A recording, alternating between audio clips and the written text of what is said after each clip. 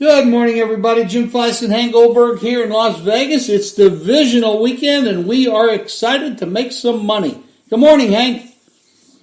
How you doing? I'm doing great. Well, this is going to be big. We got not only football, we got the championship with Clemson and LSU. We've got the FCS championship on Saturday, James Madison, North Dakota State, which should be a good game. We got a full card of basketball, NBA and pro, both today, Saturday, Sunday as well. This is an exciting weekend, and the games in the NFL should be very, very exciting. Some big point spreads, some players that look to be injured look like they're going to play. It's pretty exciting. Let's talk about it. Okay. Before we talk about the weekend games, I got to, as a lifelong Giant follower, I've got to talk about Joe Judge's press conference because somebody had a great line. He was talking about what he expects from players and how he wants them to always be on time and to be disciplined and to dress properly. And somebody in the audience said, "This sounds familiar." And I had the same thought. He sounds like Tom Coughlin before the players sat down and had a talk with him. This guy's got an awful lot to learn. And his first hire is going to be the coach from Cleveland, who was horrible. But they worked together at Mississippi State. I'm wondering what kind of a hire this guy was. You know, he was a special teams coach, and I have nothing against that. A lot of special teams coaches have gone on to do well. You know, in Pittsburgh it's happened, and it's happened in Baltimore where you had special teams coaches who have gone on to great things. But this guy has, I thought, zero personality. And but if he thinks he's going to talk to players in that manner, he's mistaken. Secondly, Bieniemy. You know, they've got the Rooney Rule where you've got to interview coaches of color. And Bieniemy, who's done a great job as the offensive coordinator in Kansas City and coaching those guys, he has had an interview and is still a candidate with Cleveland, but he has interviewed all over the place and has not gotten a job. They've got to look into that. This is a guy who's eminently qualified. He's worked with Andy Reid, which qualifies him right away. Andy Reid has a lot of confidence in him, and he's coached the Kansas City offense, which is the top offense in the league. That guy should be getting a head coaching job. And I think the Giants really blew it not hiring him because their offense needs a good coach.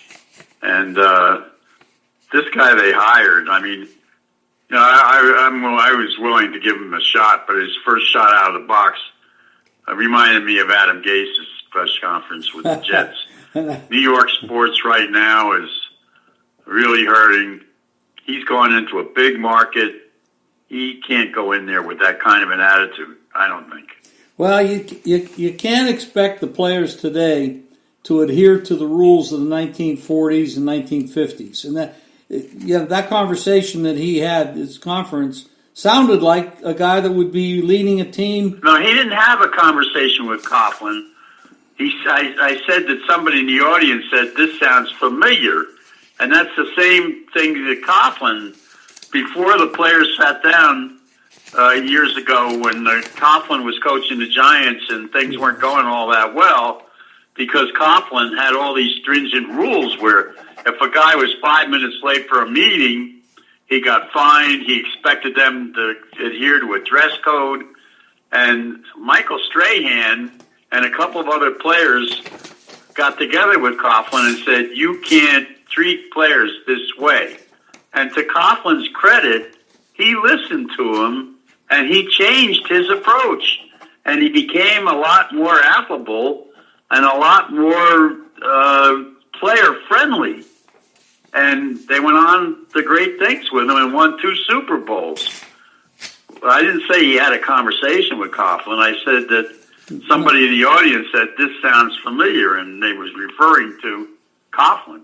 I didn't really imply that. What I'm saying is, if you're going to address the players that way, it sounds like somebody that was addressing them in the 1940s and 1950s. Players today don't adhere. I got that, yeah. So, I mean, we have to give him a chance. He's hired, he's there, but the Giants haven't had very good success lately in their hires. Everything they've done lately has been a shit show.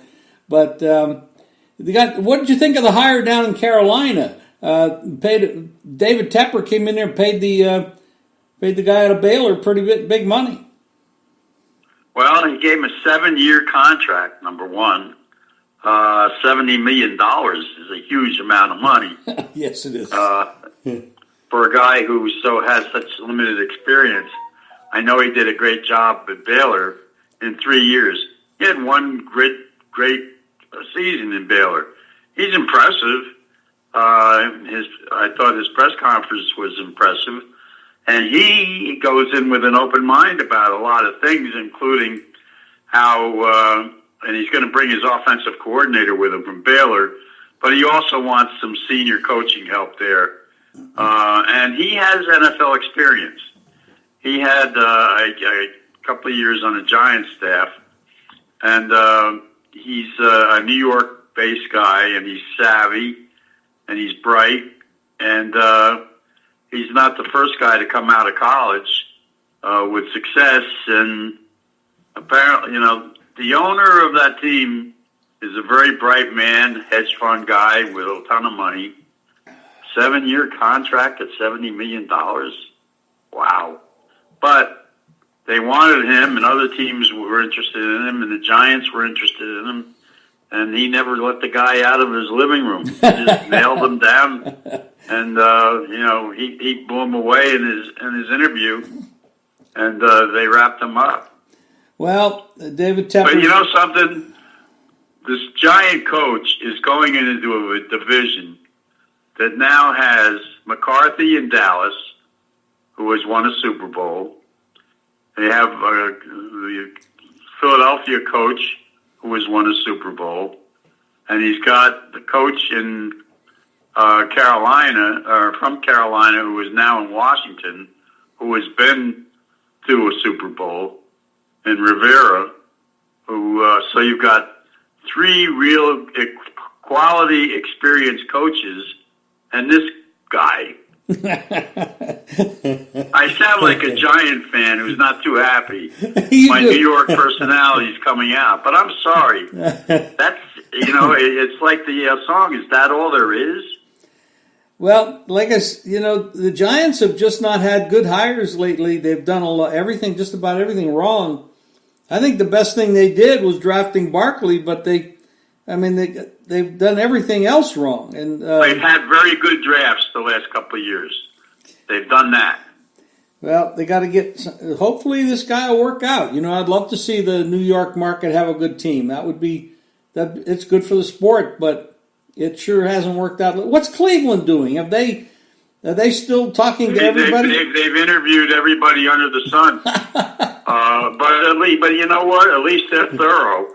They didn't hire the first guy to walk into the door like last year, where they just hired a guy who was on the staff without interviewing anybody else.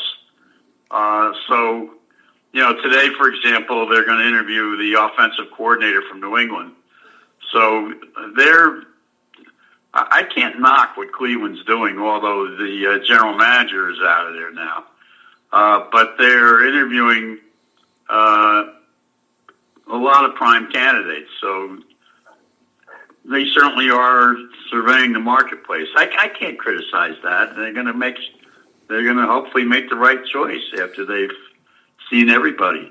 Well, we just talked about the Giants and the Browns and the 2 teams that just can't get out of their own way. But let's hope they both turn it around. It would be nice for those fans to have something to cheer for at the end of the season rather than just talking about stuff like this. So I Well, hope, the Giants, they have a young quarterback. They asked this guy about the young quarterback, and he said, well, I've got to look at some more film on him. How can he walk into a meeting and not be prepared to talk about the rookie quarterback? You didn't think that question was going to come up? well, And yeah, by the way, if you've got a young quarterback like that, you better not be hiring the guy from Cleveland to coach him, who just ruined the young quarterback in Cleveland. What's that?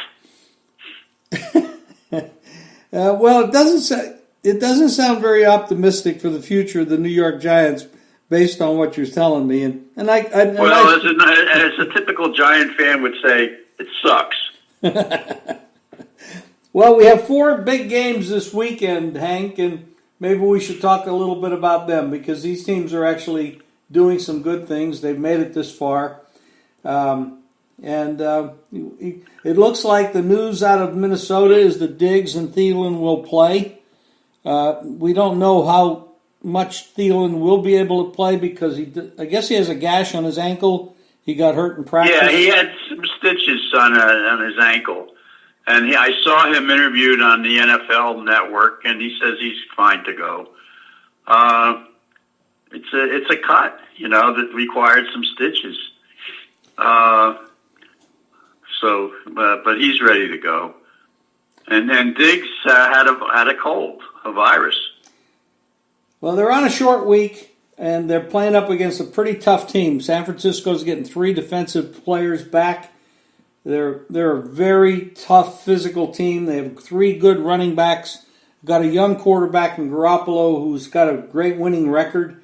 Not played in the playoff game, but otherwise he's done very well. And Minnesota came off a big victory down in New Orleans. A short week. They had to fly back to Minnesota and then fly out here. They're traveling today, of course, Friday. And that's going to be the game opened 6.5. It's 7. You might see higher.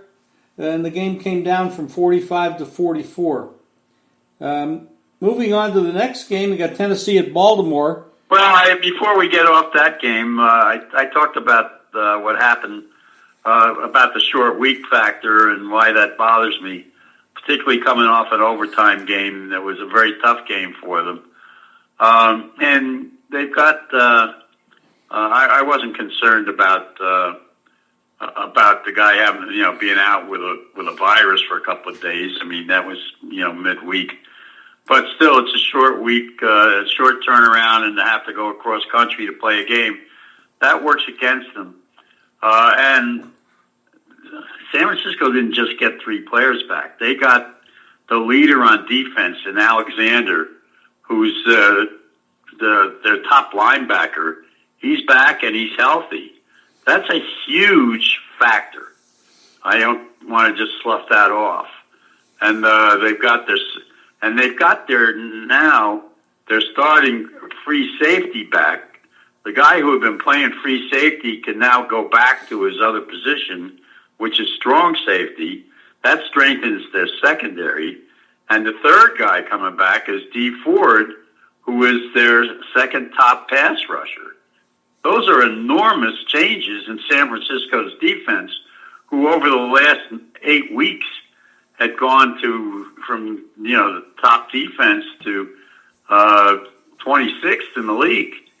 Now they've got their defense intact. It's going to make a giant difference in their defensive play. And this is not something that I would want to face going in there if I'm Cousins, because Cousins is going to be under enormous pressure.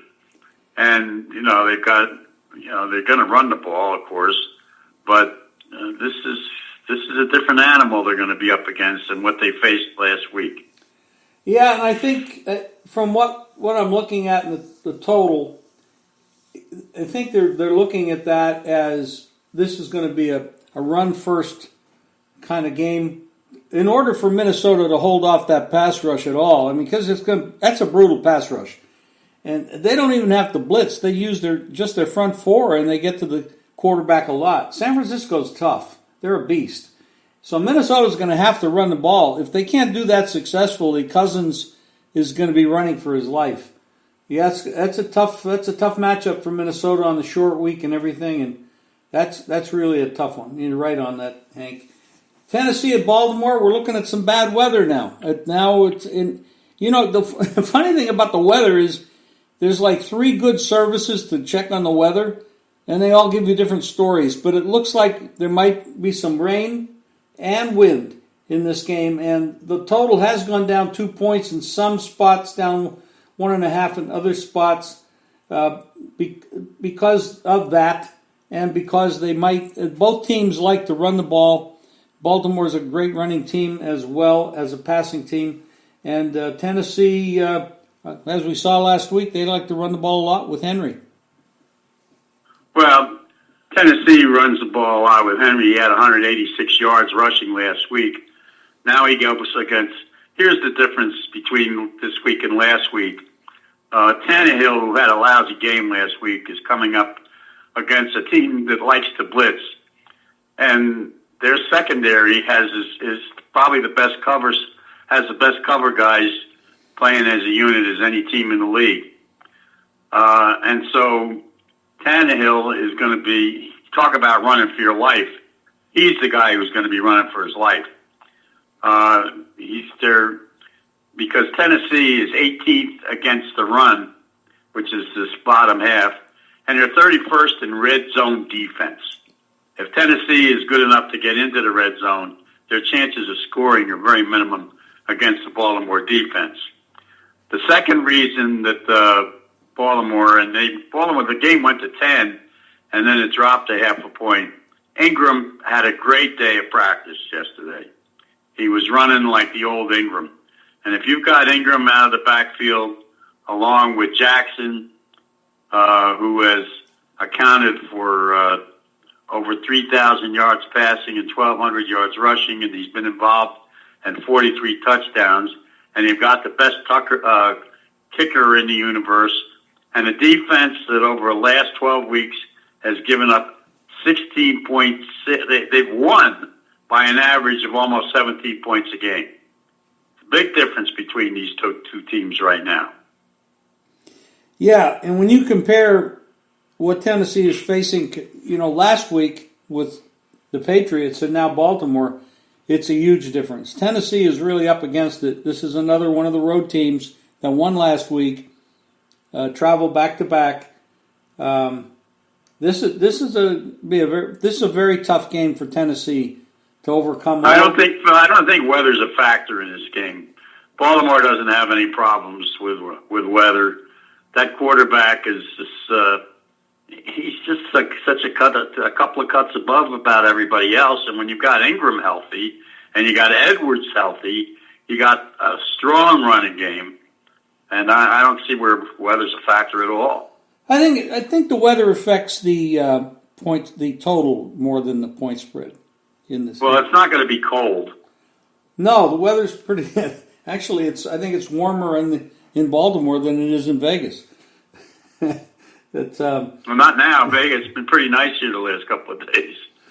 I don't know if the Houston Kansas City game. This is Andy Reid. I know you talk about Andy Reid off a bye a lot. Incredible how well he does off a bye. Houston, they were lucky to beat Buffalo last week. Buffalo had them down. Buffalo choked it up in the second half, both coaching and the quarterback.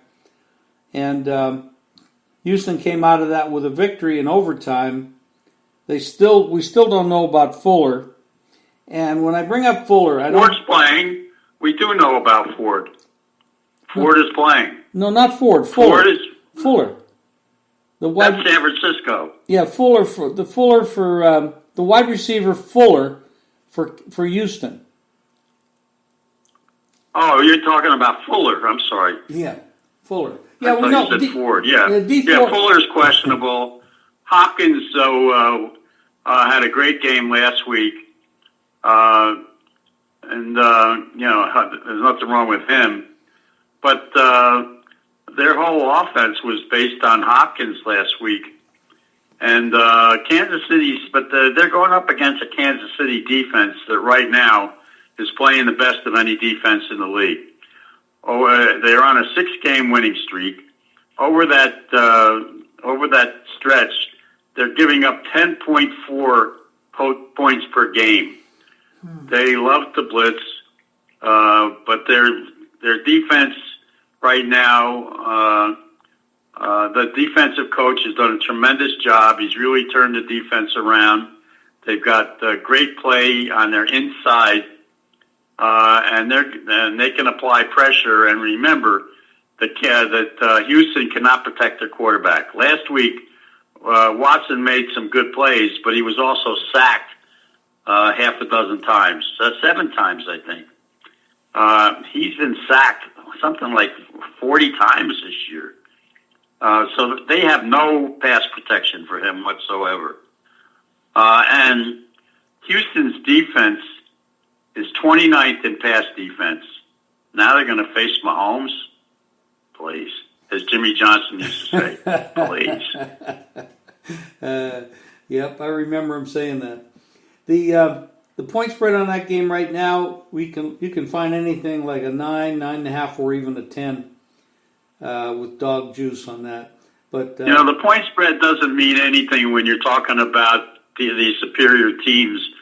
I was looking this up, and the average point margin in this round, the differential, the number one point differential is over 14 points for teams winning. 72 teams have won by 14 points or more. That's twice as much as any other point differential. Wow. Yes. So points don't matter when you're talking about, these bye teams playing, the 6 versus 1, or in this case, Houston, which is not a great playoff team, going into Kansas City. They beat Kansas City earlier in the year, but remember Mahomes was playing hurt that day. Yes, he was. And he's not hurt right now. And right now, I think Kansas City's next to Baltimore, the hottest team in the league. Oh, that would be a hell of a matchup if it's Kansas City, Baltimore in the AFC final. That would be incredible. The final game of the week is Sunday afternoon, Sunday evening on the East Coast, and it's Seattle at Green Bay. And Green Bay is a 4.5-point favorite, total 47. I think you can get 4 now. Now, if you want to lay Green Bay, you could probably go out there and find 4. Right now I'm seeing all 4.5s, but I'm sure they're out there. You like Seattle? Probably a good time to take the 4.5. And they got 2 former Super Bowl winners here. Russell Wilson, Aaron Rodgers. You got a new head coach for Green Bay, and you got an old head coach for Seattle in Pete Carroll. Well, this is a weather game. This is the game where weather is going to be a factor. It's going to be 20 degrees with a possibility of some snow. And it's so cold. And I know Pete Carroll says, well, it's only about 10 degrees less than what we're used to. That's not true. It's 20 degrees less than what they're used to in Seattle. And you wonder what their receivers are going to be able to do. Their top receiver is used to, he grew up. I know Russell Wilson grew up in Wisconsin, so maybe he's used to that kind of weather. But his top receiver played his college ball in Louisiana. And you talk to receivers who, they'll go over and try to warm their hands up when they're off the field, but they freeze up right away when they go back on. I know they all wear gloves, but when they go back out there, it's tough to hold on to the ball when you're so dependent on the passing game. So I'm talking about Metcalf in particular. He could have a little bit of a problem I know he's a 4.3 running speed guy, but he may have some trouble hanging on to the ball. That could be a factor. I mean, weather will affect this game. And, they don't have a running game, let's face it. No, it's terrible. On the other hand, Aaron Jones, who has over 1,000 yards rushing and has been involved he scored 19 touchdowns. And Aaron Rodgers is used to this kind of weather. And Green Bay is 7-1 at home.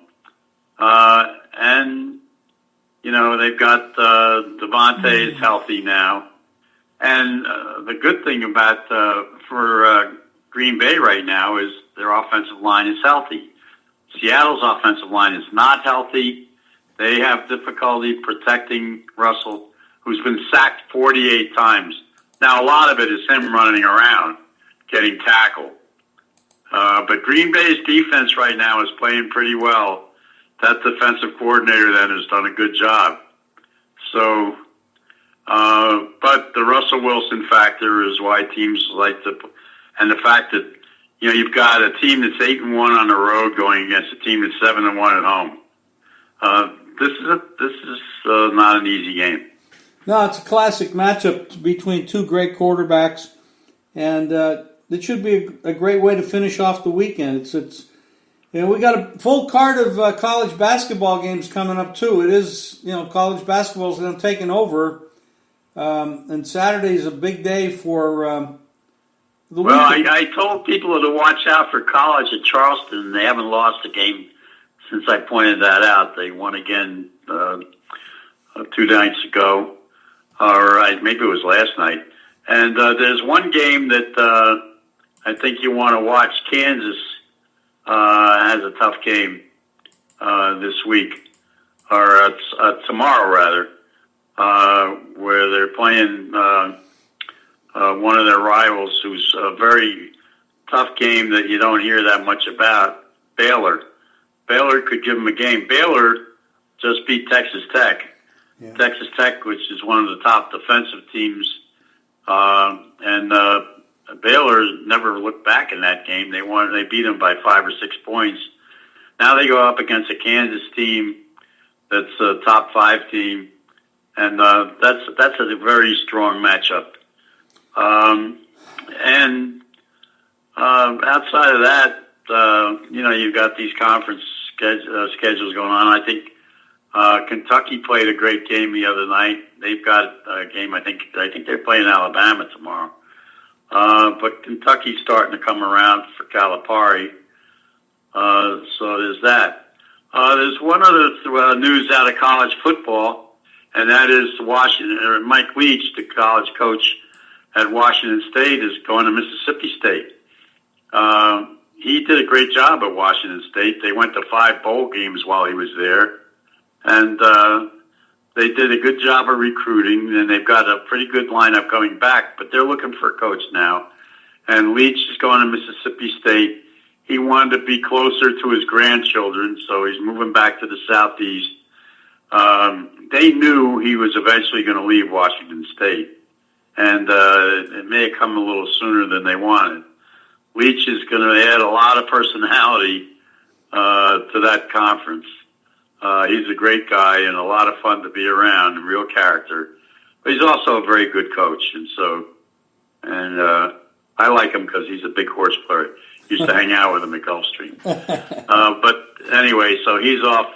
He's out of Washington State. Well, that's great. I'm happy for him, and he got a good job. He goes back home with his kids and grandkids, and that's awesome. Hank, we really are running along today. But have a great weekend. One more note. The Pegasus, which has been reduced from $9 million to $3 million, and you no longer have to pay a big entry fee.